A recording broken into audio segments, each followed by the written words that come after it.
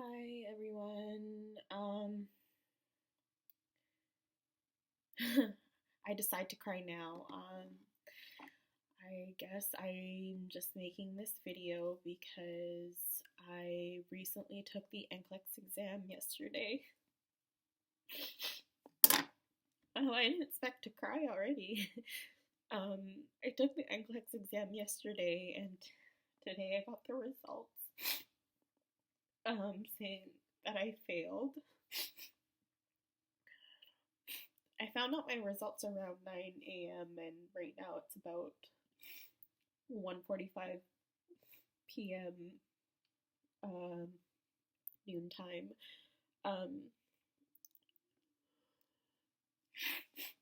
I wasn't crying earlier. I don't know why I'm crying so much now because I think I'm just accepting it now.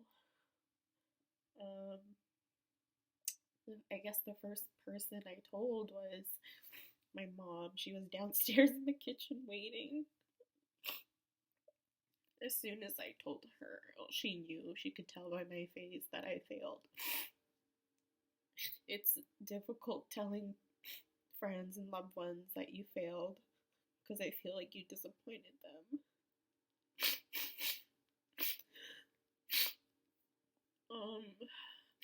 At this point, I'm feeling really defeated. I guess I wanted to make this video because, I don't know,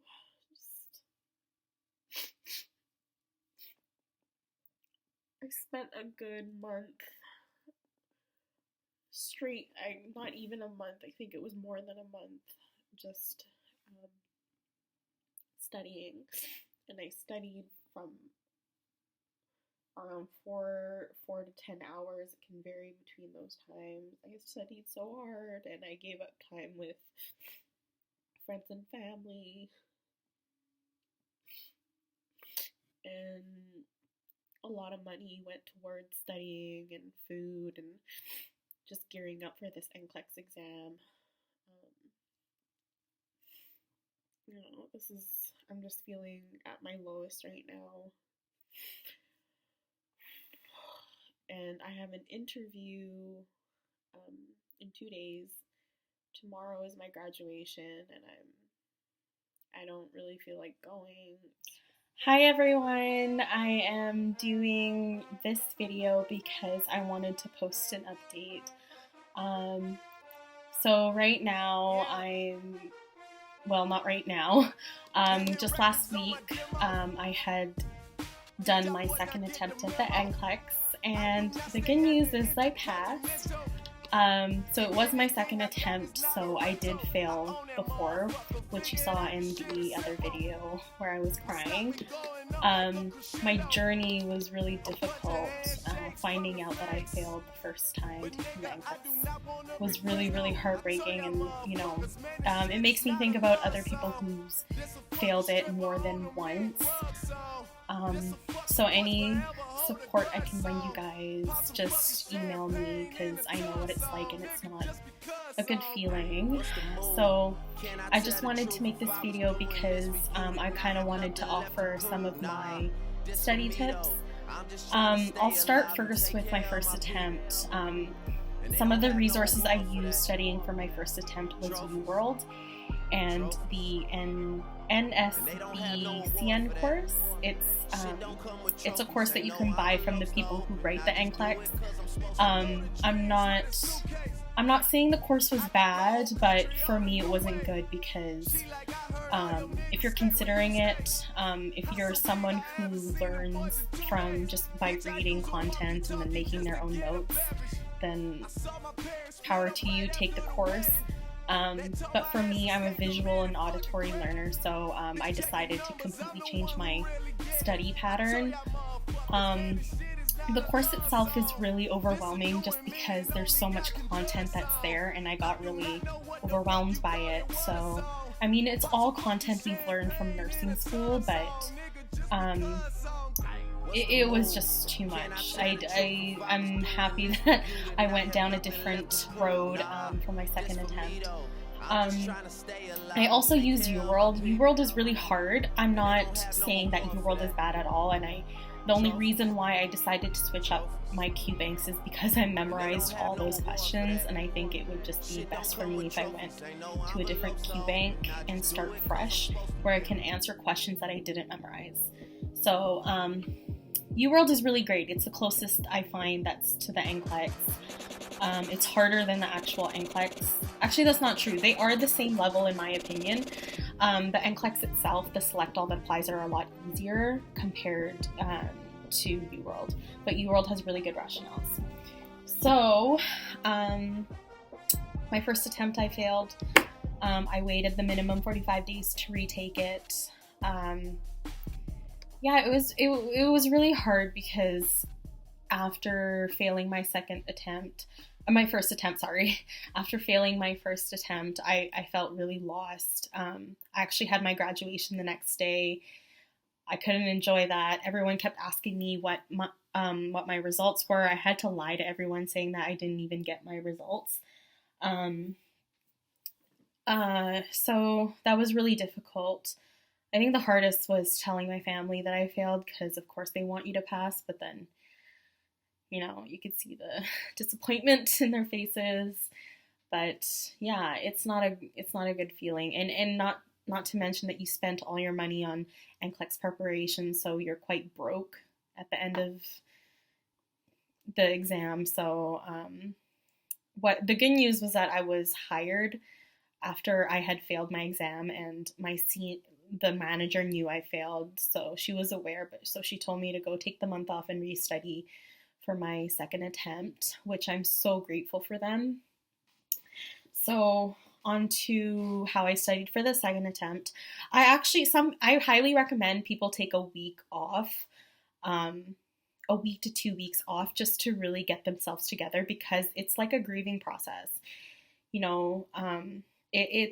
It's not a wise idea to jump right back into studying because your mind is, first off, you're really sad. So it's not a great mindset to be studying in. I actually started studying 2 days after I found out my results. Not a good idea because the first couple of days I was a mess and I wasn't really learning anything. Anyway, so on to how I studied for my second attempt and passed. I was really, really broke, and I spoke to some of my friends and they highly suggested that I do Hearst, because a lot of the time when I was doing the exam, a lot of the stuff that I was struggling on was content based and, strategy wise. So I wanted to start fresh. Like, I didn't know anything. So I actually did Hearst. Hearst has been so helpful. Like, I can't say enough good things about Hearst. There's videos for each system, and it goes in a specific order because each video ties in with the next video. And I have to tell you, it's a lot of work. However, I learned the most from it because it's a video that you watch and then you just follow along in the worksheets that they provide you. Okay, now don't get discouraged, but this is how much studying I did for my second attempt. It's a lot. Like, if you could see here, like, that's a lot. But all of it's come in handy. But so it comes in different systems. So there's like fluids and electrolytes, and you can see here that you can they're like lectures. So you just fill in the blanks of each page. And it's so interactive, so I think it's the best way to learn. And then for question banks, I actually did Kaplan. Okay, a little thing about Kaplan. I actually really, really enjoyed Kaplan. I actually thought Kaplan was harder than UWorld. Like, the questions were really difficult, and I liked it because it set me up nicely for my second attempt. So don't get discouraged when the first few marks that you get at Kaplan are around 50%, 40 even. I think the first one I ever did was like 38%. And then just gradually it built me up. I think my highest mark was about 74. Yeah, it's not that high, but it definitely sets you up nicely with the NCLEX because I find that the Kaplan questions are very wordy, and and a lot of the questions are above passing standard. So I think that was perfect for me. So I highly recommend Kaplan QBank, and I think it's cheaper than UWorld, because I think just the QBank itself is about $58 a month. Um, so try it out. I really like Kaplan. What else can I tell you? Um, so yeah, I went in, I did my exam. I think it stopped me around 115 to 120. I actually stopped counting around 100. So, um, yeah, I went in, I was a lot more confident. I think most importantly, you have to go in calm. Um, it's hard, I know, but after the first attempt, you kind of just learn. The first attempt, I wanted to get it over and done with. I was actually one of the first few people in my class to take it. So, yeah, that was really disappointing. So I kind of jumped right into it, not knowing what to expect. The second time, I was very calm. I knew what to expect this time. I was still nervous enough, to put me on edge, to have enough adrenaline going in me. But yeah, I this time I took my time.